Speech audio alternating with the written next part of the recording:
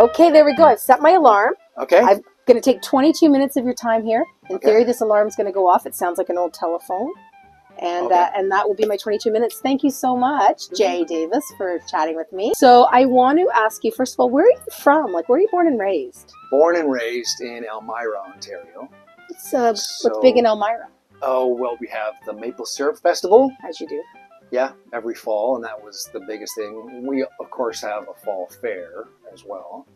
I love a fall fair. And Mennonites, lots of Mennonites. A lot of Martins, Brewbakers, Snyders. What is Elmira? Pardon my incredible ignorance of Western Ontario, right? 401, Kitchener, Waterloo, right there. Yeah. And then you go St. Jacobs a little bit north of that. Yeah, the lovely market with those apple fritters. And just like 10 minutes drive north of that is Elmira. Oh, and what were your people doing there? Like, how long were they there for? Like, your family? Well, my parents grew up in London, Ontario, and then my dad got a job teaching, I think, math and science at Elmira District Secondary School. Yeah. And then one day, they needed a theater arts teacher, and back then, I think the principal was just like, "Hey, Gord, you did a play in university. Why don't you be the drama teacher?" So all of these things sort of lined up for me to be here today. But yeah, they moved there when they were, I think, 20, 21 years old. And they've been there. They're still there. Wow. And yeah, I live in Toronto now, but Elmira is where I grew up. That's nice. Yeah. And I mean, you're an actor with an incredible resume. Thank you. And you were really, at the heart of it, too, a singer, like quite an accomplished singer. Yes, I would say, yeah, the singing would be my bread and butter. I think when people would describe me, they would describe me as a singer first, and then an actor. So tell me about that trajectory. Like, did you sing in choirs as a kid? Who figured out you could sing? Yeah, so, my dad being the high school drama teacher, and he also did stuff at church. We grew up in, my parents were Salvation Army, and then when they moved to Elmira, they joined the Mennonite church. They did? Okay. So the New Order Mennonite church. Okay. And then the kids, we grew up in that church. And so he would do choirs and little kids musicals. So we did that kind of stuff growing up.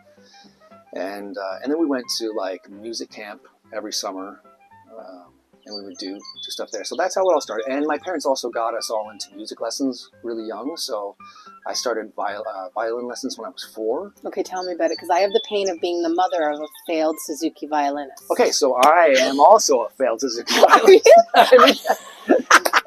Oh my God, it's my darkest moments as a parent were around the practicing for her of Suzuki violin. So tell me about you as a musician. Yeah, so I started at 4, and of course, you learn by ear. And I started on maybe it was the same with you, the top of a shoebox with a ruler taped to it. Oh, no, we had little fake violins. Okay. Yeah. All right. Things have come a long way. We just had it top of a shoebox with a ruler and then a bow, and then you'd practice how to use the bow. I never had a hand that hold that bow. Yeah. And oh my God. Oh, yeah. I actually brought my violin today because we're going to take a look at it, maybe put some stuff in the backing tracks of the show. So you can play it? Yeah, I mean, I played from 4 to 18, and then I sort of didn't really do much. And to be honest, from the age of 15, 16, 17, I didn't play as much as I should have been. Well, it's less cool to play at that point. You get the acne on the skin. Oh, do you? From the sweat of the breast and everything? Yeah. The professional players, you'll see sometimes they'll have scars here from playing so much, just from the, whatever. And so I was getting that, and then I would start wearing turtlenecs, to school to cover it up. So you looked very emo, but it wasn't that you were emo. No, that was not emo. And, so then, I mean, I still can pick it up. When you play for that long as a kid, it's like riding a bike. I can still, and because I learned by ear, I can still hear a tune and then play it back to you. Really? Yeah. So that is such a skill. But you read music as well. I read music as well, yeah. I think those are, because I don't, I think those are like unicorn skills. Sure, yeah. I think they're amazing. I don't even know how you look at that little note and then replicate something. Yeah. No, I hear you. I mean, it's the same thing because I have a band, a Michael Bublé tribute show. So I have a bunch of professional musicians who back me, and they're some of the cream of the crop of Toronto. And when I play with them or any other, real musicians, that's what I call, I call myself a musician, but if you're like a real professional, and these guys who know all the theory, and they're like, all right, it's an E flat, it's 1-5 back to the 1 and then 3 for the or whatever. I'm like, okay, I wish I knew that. Okay, so there's a next level. Oh, there's next level, yeah. And did someone at some point say to your parents, like, he's got a thing, like he's really good, or how do you become a professional actor musician? Yeah, well, I think it was weird. I sort of always had it in my mind that I wanted to be an actor, and then I went through a phase where I wanted to be a gym teacher, and then I sort of didn't want to do one of the shows, because I did all the shows in high school. We would do 3 of them a year. Mm-hmm. And then I didn't want to do one. And I was like, I'm going to be a gym teacher, so I didn't do that. And then my dad somehow wrangled me back in.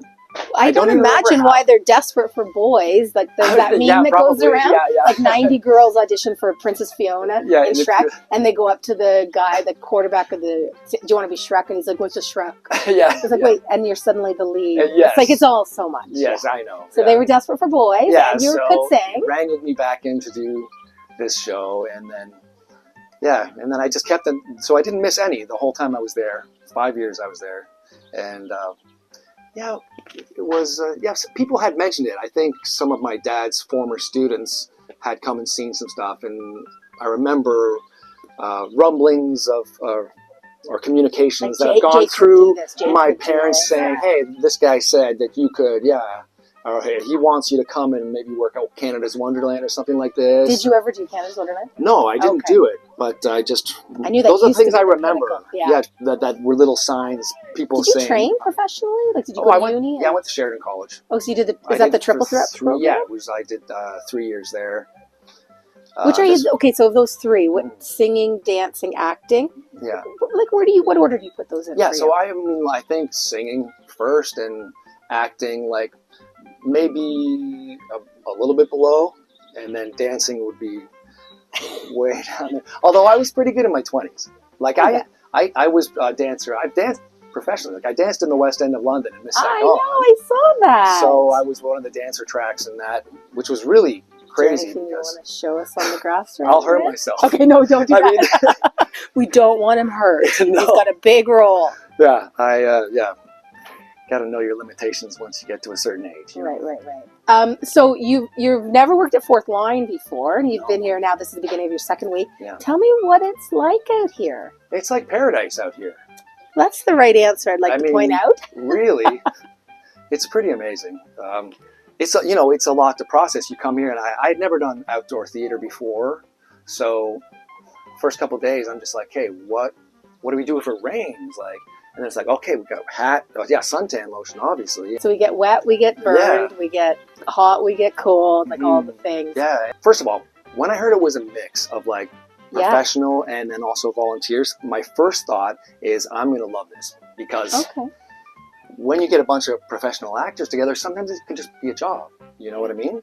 And I've done other community shows and directed community shows, and it harkens me back to the beginning of it all, like in high school, where everyone just wanted to be there, and that feeling of community and just those special times. I say sometimes that the professional actors are more transformed by this experience out here than the community actors. Yeah, sometimes. Isn't that funny? Like, we'll get a professional in, and it'll be so good, and we can work with community theater, can work with professionals, and then it ends up being they're like, oh yeah. This is why I do it. This is why I wanted to do it. This is why I started doing it. And in the kind of the grind of making sure you pay your rent, your mortgage, your car payments, all those things, you lose sight of that actual love. Yes, absolutely. Yeah. Tell me a bit about Walter that you're playing. So, Walter, when I first read it, my initial thought was, I can do this. I get this guy. I think growing up in a town of 5,000 people, having worked on a farm and I used to work on a construction crew with a bunch of Amish guys. Yeah. Oh, and, well, a lot of our barns need attention. When you're not on stage, I will talk to you about I've got some tools in my truck if you want. So Walter, orphaned, and I mean, I'm sure if other people have seen the other shows, you might even be more familiar with the whole journey than I am. But one of the Bernard, is it Bernardo? Yeah, Barnard, like Dr. Bernardo. Dr. Bernardo boys. I won't give an example of another Bernardo name. Yeah, I know. Like out the Bernardo. I was like, is it Bernardo? Bernardo, yeah. So he was put in an orphanage, I guess, at 8 years old, and then moved to Canada when he was 11, worked on farms, then got his own team of horses, found Abigail. They got married, they bought this farm, then Abigail gets sick, passes away. There's 2 kids in the house, and then he's looking for some extra help around the house, yeah, right? looking for some extra help, and then puts an ad in the paper, and news gets to Eleanor, who is a modern thinking girl with her own secrets of her own, and she ends up coming to town and shaking things up with her ideas and the way she acts. He could be as closed-minded as some of the other people in town to Eleanor, and he's not. No, and what is it that's different about Walter? I guess just the perspective about what life is, and having lost so much, I guess, in his life, and just who he is at his core, I guess, has turned him into a guy who's very reasonable. And that's a nice word. Yeah, he's very reasonable and logical. I mean, to get scientific about it, he believes in such a thing as objective truth. There is something that is true. And if you can prove that it's true, then that is true. And if you can't, then you don't know 100% whether that's true or not, right? That's how science works. And that's, I think how maybe we as a civilization should work a little more. Yeah. Well, he would probably be the most cosmopolitan person in Millbrook in 1955 in a weird way because of having lived in England. So he would have grown up probably, around a lot more people because England is so small. Yeah, and London was so dense then, London right? would have been so dense. And that just would have been... Even though he doesn't talk about it, he's actually weirdly worldly. Yes, yeah. Yeah, and so those experiences would make him who he is today. And he knows about pain, personal pain, so I guess in terms of Eleanor can relate to that. He also knows about people making assumptions about him and other people, right? Because people really had an opinion of the Bernardo children, the home children. Sure. That's probably hitting the nail on the head there. I never thought about that. Yeah, me neither. He, orphan, what do you think of? And that's what he is. And well, I talked to a woman yesterday whose dad was a Bernardo child, and I'm going to do a talk with her in July, and she was saying it's still a bit of a dirty little secret in their family that her dad was a Bernardo boy. Huh. So it's interesting to think that it was they kept it secret because it was shameful, and thinking about shame and this play and how maybe Walter helps Eleanor release her from her shame or her secrets. Yeah. Oh, that makes me think you could go branch off into a lot of different conversations there for sure. Yeah. But it just goes to show you how the themes of this show, they really are so relevant to what's going on today. There's that, and then on a broader scope, there's, the townsfolk and assumptions about people and, actively opposing something. And it seems like she polarizes the town, similar to how somebody else might be polarizing parts of the world. Yeah, so that polarization is so extreme now. So I do think the play has a lot to say about modern times and the way that we look at our neighbors. Yeah, I agree. And it's always been there, that the way we are. I'm looking at the time here because I want to make sure. Oh no, I'm good. We're good. Yeah, because I have a few more questions. Okay, cool. I wanted to ask you about the Michael Bublé show. So you have this Michael Bublé tribute show, which is, I guess it's not to be offensive, it's kind of random, but tell me where that comes from for you. Well, so I'd always, at the very start of my career, I had this idea to go out on cruise ships and make a lot of money. It didn't end up happening. Okay. But, and I went out there. You did do cruise ships. I didn't make a lot of money. Yeah. Okay. So I went out there, and then there was a guy performing. He had a Phantom of the Opera show. and he sang. He was such a good singer. I guess he had understudied it on Broadway or something like this. And so I had asked him, how did you get your voice? And he gave me this tape with exercises on, which And are we talking old enough to be a cassette tape? Oh, yeah, it's a cassette tape, yeah. Okay, I love that. And so I played, this is 97, I think. And so I did those exercises. Like, that tape transformed me from, like, a guy who could sing into a singer. Like, I did these exercises, like, it's like working out, your voice, so you got to work it out. Anyway, so then he was telling me about his job, and I found out how much money he was making per week on this ship, doing 2 45-minute shows in one night. And then the rest of the time he was a passenger traveling around the world. And I was like, that's a good I'd job. like to be that guy. Yeah. So I'd always had in the back of my head to put together a show that I could do on ships. And I started really thinking about it around 2019. It was just before the pandemic, about a year. So you jumped right on it after 98. And that's I mean, yeah, right. Exactly. No, there was I had a lot of other things. Yeah, just jump to, yeah. What is it? What is that? Yada yada yada. And now yada yada yada. Now it's 2019. Yes, so it's 20 years later, and I've just done all this stuff, and for some reason I was like, well, I'm getting a little bit older. Like, maybe I should think about getting into this before. But people do that well into their 50s, 60s, and so I was like, well, and that seems to be about the age that people would go out and do those kind of things.